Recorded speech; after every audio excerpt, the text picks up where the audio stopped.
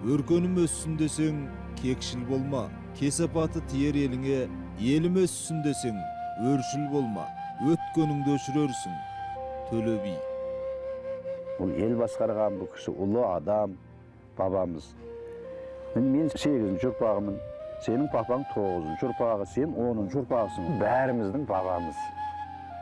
Саналы ғұмырын бұқараның бақыты мен болашағы, бірлігі мен тірлігі, тұрмысы мен салт дәстүріне сарп еткен ол 15 жасынан ел билігіне тең араласқан. Ерте жастан ел бірлігін көксеген Төле жұрт назарын ілігіп, қара қылды қақ жарған әділ би атанды. Оның даушарды шешкен билігінен білім мен білікті парлап жеткен парасаттылығы, ойының саралығы танылады. Дәстүрлі қазақ қоғамында дала билігінің маңызды екенін оның елге байғұт емес, бейғұт деуінен аңғаруға болады. Төле би тілінің өткірлігін, теңеулерінің дәлдігін, ойының ұшқырлығын, тапқырлығын мойындаған орынбор генерал-губернаторы Неплюев Төле ғаламат күш иесі, ол келгенде біз абдырап қалатынбыз дейді. Ал Мәшһүр Жүсіп Көпейұлы батырда қаракерей қауым байласқан батыр жоқ, үйсін Төле биден асқан би жоқ деп бір ауыз сөзбен түйіндеген. Шоқан Уәлихановтың Төле би жайлы Батыс Европалардың ғалымдарының айтқанында айтады. Төле баба, соның ішінде Қазыбек те бар, Әйтеке де бар. Бұлар бұрынғы гректердің, римляндардың замандағы Сократ, тағы қандай философ ғалымдары бар ғой. Қоғамдағы өмірдің қалыптасуына, құқықтық өмірдің қалыптасуына үрелі қандай болса, қазақ елінде 3 бидің де еткен еңбегі соныға бірде бір пара-пар деген бір кереметтей бір осындай пікірді жеткізеді. Неғып біз соған назар аудармаймыз? Төле би Қазыбек және Әйтеке бимен бірлесе отырып, қазақ халқының дәстүрлі заңдар жинағы 7 жарғының қабылдануына атсалысты. Қазақ хандығының іргесін бекіте түсіп, оңтайлы саясат жүргізген Абылай ханды өкіл бала етіп, азамат қатарына қосуда Төле бидің үлесі қомақты.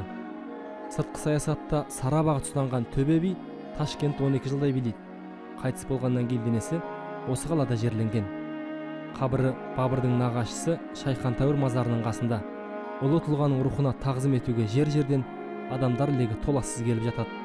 Тұғырлы тұлғаның рухына тағзым ете келген Өмірбек Темірұлы Төле бидің кіндігінен тараған 7-ші ұрпақ. Төле би бабамыздан осындай соңғы өмірінің соңғы кездерінде біреулер сұраған екен. Осы көп жасадыңыз, көп көрдіңіз, көп билікте болдыңыз, соның ішінде сіздің арманыңыз бар ма деп сұраған екен. Сонда арман менде көп деген екен. Қандай арманыңыз бар дегенде айтқан екен. Мен өзім билікті бастаған уақытымда қазақ, өзбек, қырғыз, қарақалпақ барлығы бір әкенің баласындай ағайынды еді. Ал енді мен осы жасқа келген кезімде осылардың барлығы ар жаққа бытырап кетіп бара жатқандай болып тұр. Міне менің үлкен арманым енді қалған өмірімде осылардың барлығын бұрынғыдай бір кісінің баласындай етіп біріктіре алмаймын деген арманда жатырмын деп айтқан екен деген сөзі бар. Биіктігі 16, көлемі 28 шаршы метр болатын кесене кеңес заманындағы құрылыс жұмыстарына байланысты бұзылып кете жаздаған. Сол кезде қоңсылас қос елдің бірінші хатшылары Қонаев пен Рашидов келіссөз жүргізіп, бұл зиярат кешенін аман алып қалды. Бүгінде бұл Шайхан Тәуір зиярат кешенінде қайта қалпына келтіру жұмыстары бітуге таяу. Кесене жанынан намазхана, мешіт, түнейтін орын және асхана тұрғызылды. Жөндеу жұмыстарын Самарқаннан келген ұсталар жүргізуде. Егістің басы қасында жүрген Қазақстанның Өзбекстандағы төтенше және өкілетті елшісі Зауытбек Тұрысбек.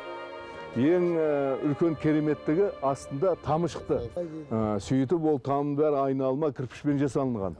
Сонысын ар жағына шығатын өзінің несі бар екен, жолы бар екен. Сөйтіп оны келістік, амандық болатын болса, 1 ай, 2 айдың көлемінде сол жолын ашамыз. Тура Әмір Темірдің несі сияқты баяғы. Өзі жалпы 7 кісі сөйтіп жерленген екен. Склеп дейді ғой, сөйтіп жерленген екен. 15 ғасырда салынған кесенеге алғашқы реставрация жұмыстары Ақтөбеден басталыпты. Бір қызығы ертеңінде бұл сылақтардың барлығы түсіп қалған. кайта калпына келтирүү жумуштарын Төле бийдин руханий устазы болгон Шайкан Тәуір бабанын кесенесинен баштагандан кийин гана ис алга баскан. Кесене курулусунун баары кол өнөрү безендирилген. Бирде бир шеги кагылмаган. Эң әуелі көзгө көрүнөтүн күмбөздүн мурунку каңылтыры жаңартылган. Ал кабыргасы 16 гасырга тән. Арнайы куюлган жалпак кирпичтермен каланган. Эсиги жаңга кагашына жасалынып, маңдайшада касиетті Куран сүрөлөрү орун алыпты. Баба жаткан жер Ирандан әкелинген кара таспен көмкөрүлгөн. 12 деп аталатын бул кымбат кара тас осыган дейин Ахмет Яссауи мен Әмир Темир кесенелерине гана коюлган экен. Ең бастысы, осы уақытқа дейін кесенеде Қарлығаш би деп жазылып келген тақта тас Төле би атына өзгертілді. Енді бұл екі тас енді керемет жақсы көрінісі жарасып тұр. Сонысын михробты көрдіңіздер қалай жасағанымызды. Михробты біздің өзіміз Жалаңтөс Бахадыр бабамыз Самарқандты 47 жыл билеген. Сөйтіп сол жерде екі медресе соққан. Бір медресесі Тиллакари. Соның Тиллакари дейтін медреседе алтынмен жалатқан осындай несі бар. Сол фрагменттерді алдық. Сөйтіп соны жасаған азаматтарды шақыртып солай жасады. Бұл жерде бәрі қол өнер. Биыл қыркүйек айында Ташкент қаласының 2200 жылдық мерейтойы өтеді. Жаңартылған, жаңғырған, қайта қалпына келтірілген кесене екі ел басшысының қатысуымен сол кезде ашылмақ. Келелі іске бас көз болып жүрген елшіге ақсақалдар ризашылығын білдіріп бата берді. Жатпегеннен айын келің сау болсын, бала шағаң аман болсын деген тілек. Алла тағала әр уақытта қолдап қосып жүре берсін. Жаманшылық болмасын, аспанымыз ашық болсын, заманымыз тыныш болсын, ынтымақ болсын, бай береке берсін. Аумин.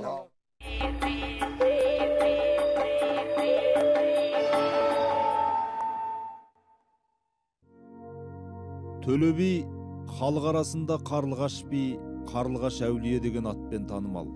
Жоңғар шапқыншылығынан ел тым-тырақай қашып, өдере көшкенде Төле үйін жұқпай жұртта қалыптымыз. Қалмақтың қонтайшысы таңданып, көшпеудің себебін сұрағанда ол: «Биыл шаңырағыма бір Қарлығаш ұя салып еді. Бұл бүкіл дүние жүзін топан су басқанда Нұх пайғамбардың кемесін суға батудан сақтап қалған. Адам баласына қастандық жасамақ болған, жыланнан қорғап қалғанда осы Қарлығаш. Мен жау келді деп, өз бала-шағамды аман алып қалып, құстың ұясын бұзып, балапандарын шырылдатар жайым жоқ» дейді. Мұны естіген жоңғар әскер басшысы: «Ол әулие адам екен, оған тимеңдер, оның төңірегіндегі елінде қозғамаңдар» депті. Халықтың бақыты ауқаттылардың байлығымен емес, даналардың барлығымен өлшенеді деп, өз айтқандай Төле бидің Қарлығаш атану сыры әлі толық ашылмаған ғажайып дүние. Улыбка сфинксі шығармасын үзіндісін оқыдым. Бір арабтың қолбасшысы халипке келеді. Халипаға келіп айтады мемлекет басшысына: «Маған рұқсат беріңіз, мен қазіргі Мысыр бойындағы жерлерді жаулап алып келейін. Олардың соғысқа деген дайындығы нашар, керемет бай». Сөйтіп халипа ары ойланып, бері ойланады да рұқсат береді. Барып елін жаулайды. Жаулап, тез жаулап алады. Өнен кейін шатырлар бар ғой, қараса Қарлығаштар ұя сап қойыпты. Ана қолбасшының ғұламалығын қараңыз. Ол сол Қарлығаш балапандарын қанаттандырып ұшып кеткенше шатырын жықпайды. Соғыс біткен. Дегенмен сол қолбасшының да аты Қарлығаш болып аталмайды. Ал Ақсақ Теміргидің де сондай аңыз бар. Шатырында Қарлығаш ұя салыпты деген бар. Бірақ ол Әмір Темірге де Қарлығаш бүркенші аты, жанама аты жоқ. Ал енді Төле биге нағып соншалықты осындай атақ берілді. Ойлану керек бұның ғұламалығында. Төле Әлібекұлының есімін асқақтатып, қазақ еліне танытуда өлшеусіз үлес қосқан 6 тарих еңбектің авторы тарихшы шежіресі Қазанғап Байболұлы. Одан кейін ұлы тұлға жайында тарих және археология ғылымдарының докторы француз ғалымы Михаил Массон мен оның әйелі Галина Пугаченкова да біршама құнды деректер келтірген. Төле би кесенесін алғашқы зерттеушілердің бірі Пугаченкова Қарлығаш бидің кесенесі өзінің туған өлкесін Тянь-Шань мен Алатаудың мұзар шыңдарын елестетеді деп жазған. Ал Массон кесененің керамикалық заттарына зерттеу жүргізе келе, мазар Төле биге тиесілі деген тоқтамға келген. Массон жарықтар тіпті Төле бидің 7 атасына шейін зерттеп, сол жерде қазіргі кесенеде жерленген мұнда жазып қойған. Бұл кісінің дәлелдеуі бойынша Төле баба қазіргі тұрған Шейхан-Таур зиярат кешенінде, мазарат кешенінде жерленген. Ол кісі Шейх Қабанды Тахур орта ғасырда өмір сүрген, кейін баласы өте қуатты бай адам болған екен, ғаламат үлкен кесене салған. Соның етегінде жатыр. Төле биді шұқырдан зерттеуіміз керек. Ол бірінші біздің алғашқы заңдық жүйемізді жүзеге асырушы ретінде. Билер кеңесі жөнінде көбірек айтуымыз керек. Екінші, ол кісінің үлкен саясаткер, дипломат, қоғам қайраткер ретінде. Үшіншісі, өнертапушы ретінде. Өнерді дамытушы, соны халқының өнерін қалдырғысы келмейтін адам ретінде танытуымыз керек. Одан үйренгендердің бірі Абай, мәселен, Абай зерттеп көрсеңіз, одан үйренгендердің бірі өзінің замандасы Бұқар жырау айтып отырады. Сол секілді адамдарды зерттеу арқылы біз бұның ұшқырында ашуымыз керек. Сонда ғана Төле би тану туралы толыққанды деректер жиналады. Төле бидің өмірін, ел басқаруда қызметін, билік сөздерін Уәлиханов, Левшин, Потанин, Биваев, Қалдыбаев, Төреқұлов, Адамбаев тәрізді фольклоршы ғалымдар жинақтап зерттеген. Алайда қатқа түспеген, жинала қоймаған, халық аузына жүрген мұралар да аз емес. Төле бидің тағы да көп айтылмай жүрген бір қыры, бұл кісіні біз тек билік айтып қаның жанында ғана отырды. Қартайған кезінде қаны кеңесшісі ғана болды деп есептейміз. Төле би батыр адам болған. Жас шағында жекпе-жекке шыққан. Төле бидің жекпе-жекке шығуын тоқтатқан осы Шымыр Қойгелді батырлар. Мүйізді Өтеген батыр айтады: "Төке, біз жекпе-жекке шықпайып болсақ, қазақтың әйелі ертең батыр туады. Орнымыз жабылады. Ал сіз сияқты кемеңгер майып болып қалса, біз биді қайдан табамыз? Сондықтан бұлай жекпе-жекке шықпайсыз, соғысқа араласпайсыз" деген. Соңғы жылдағы зерттеу біршама тың деректердің бетін ашты. Қытайдың тарихи құжаттарында Төле бидің екі ел арасында қарым-қатынасын айғақтайтын 96 хат табылды. Тіпті ол күйші болған деген болжамда жасалуда. Айтылып жүр, иә, Төле бидің күйлері болған екен дейді. Күйлер болу әбден мүмкін, бірақ өз басым мен кездестіре қойған жоқпын. Өйткені Төле би өзі мұңдаған кезде айтқан толғаулар бар, елдің арасында сақталған. Бұл толғаулар қазіргі термеге жақын болғанымен, арғы жағында оны сүйемелдеуші әні болуы мүмкін. Сондай жағдайда өзі сол термені айта білген жағдайда неге ол күй жазбасқа? Төленің 7-ші ұрпағы Өмірбек Темірұлы мына қағазды Төле би шежіресі деп топшылауда. Өйткені онда Төле биден Жансыққа дейінгі ата тек жазылған. Шағатай тіліндегі қолжазбаны аудармашы Абдулла Жолдасов тәржімалапты. Шамамен 19 ғасырда жазылған делінеді. Бірақ әлі ғылыми негізделмеген.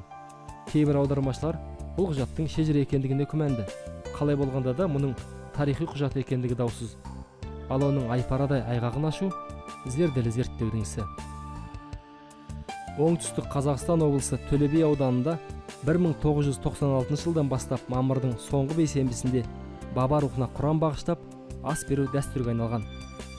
Сол жылы Ташкентте Төле бабаға ас беріп, ұрпақтары бір ауыздан осы күнді Төле би күнді атауға уағдаласты.